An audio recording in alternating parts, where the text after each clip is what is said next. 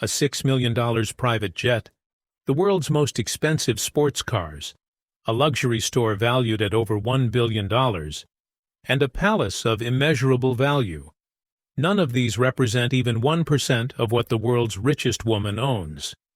Sheikha Moza bint Nasser, as the most prominent female member of Qatar's royal family, has more money and power than any tech billionaire out there. In this video, we're going to take you through a typical day in the life of possibly the richest woman in the world, so stay tuned to Worth Knowing. First off, we want to tackle just how wealthy Sheikha Nasser really is and, most importantly, why. Her personal net worth is estimated at about $15 billion. While that's already an astounding figure, it doesn't even make her the richest woman in the world. In fact, she controls far more wealth, to be exact, about $400 billion, which is more than double the fortune of Elon Musk and exceeds the total GDP of countries like Greece or Morocco. The root of this wealth lies within the bin Nasser family. She is the second of 3 wives of the Emir of Qatar.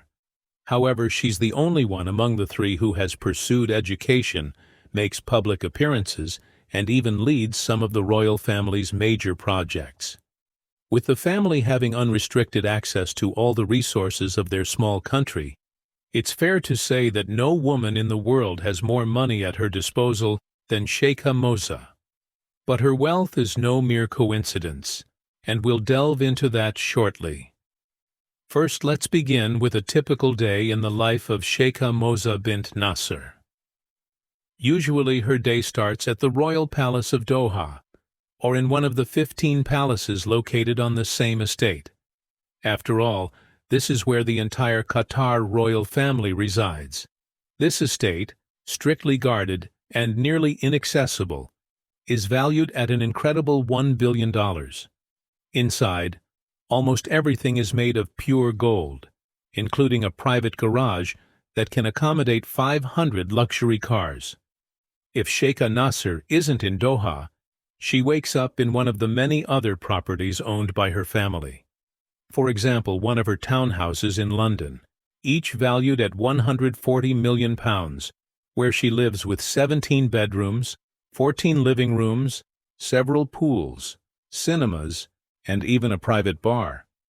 Additionally, there are massive properties in the center of Paris, a private palace in Oman, the tallest skyscraper in London, and even a $41 million house designated exclusively for the royal family's staff. The total value of all these properties of the Qatar royal family is estimated at $10 billion, enough money to buy about 450,000 affordable homes in Brazil. The day-to-day life in one of these houses is generally the same for Sheikha Nasser. Since her 7 children moved out and now are princes and emirs among the most important personalities in the Arab world, she can take things quite relaxed. As a devout Muslim, she prays first and then usually enjoys a smoothie in her private bar in a surprisingly simple manner.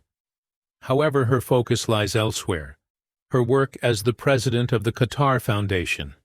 She has more responsibilities than anyone else, as the foundation is exclusively tasked with securing the country's future and preparing Qatar with smart investments for the post-natural gas era.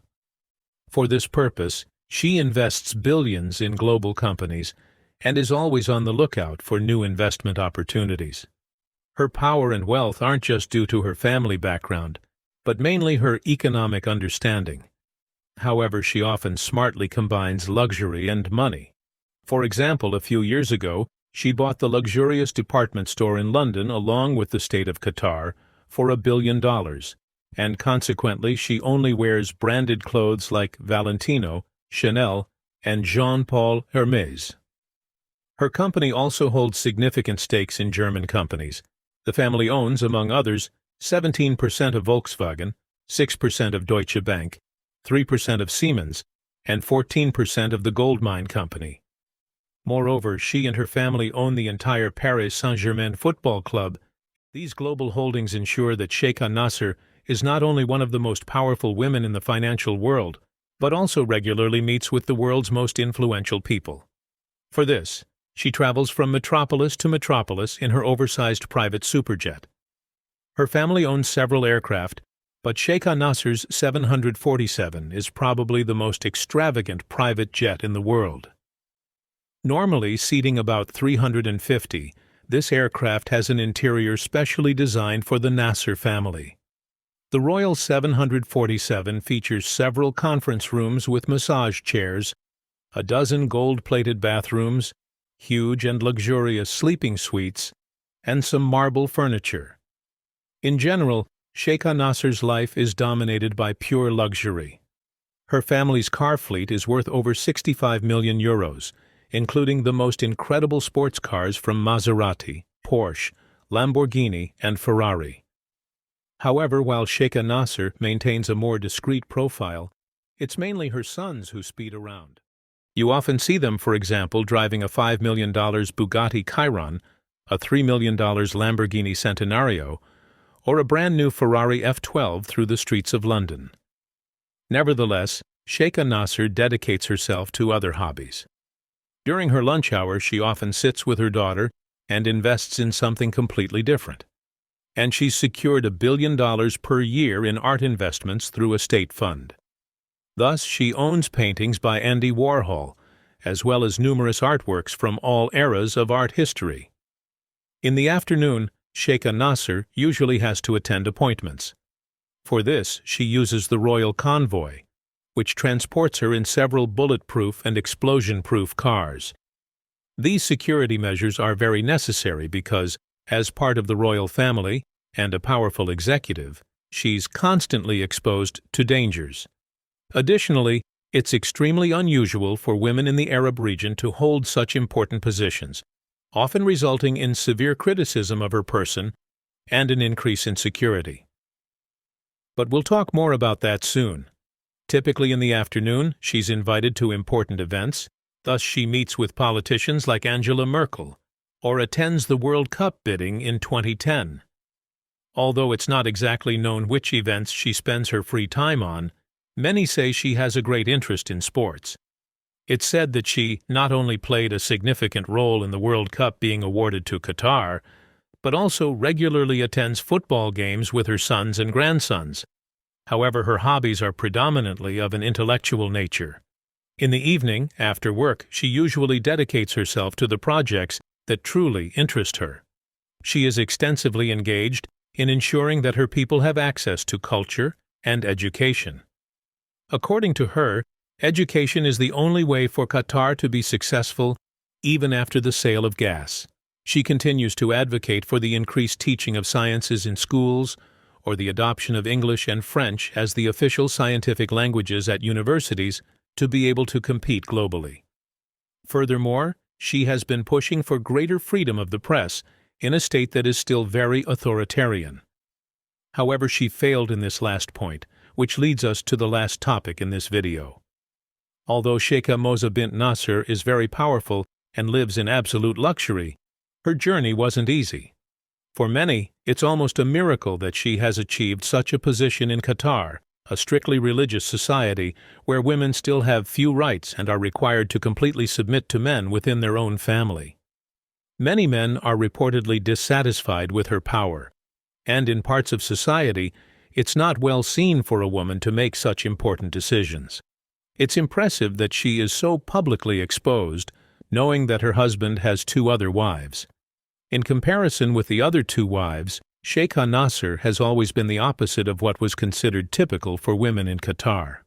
She was brave and emancipated, did not let herself be commanded by men, and graduated in sociology from the University of Qatar. Right after her return, when her husband introduced her to the public for the first time in the 80s, there were even major protests because at the time it was not considered appropriate for a Muslim woman from Qatar to be shown in public. However, Sheikha Moza bint Nasser moved forward. Many say it was thanks to her that Qatar became the wealthy country we all know today. However, there are also other criticisms of her.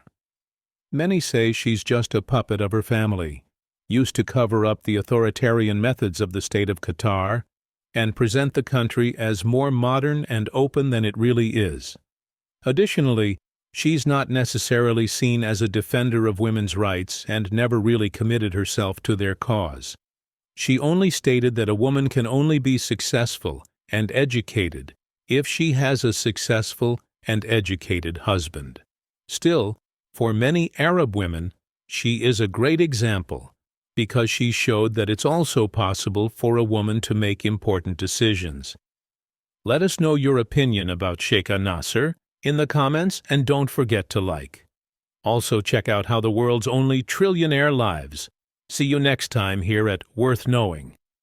And don't forget to hit the like button, subscribe to the channel, and turn on notifications.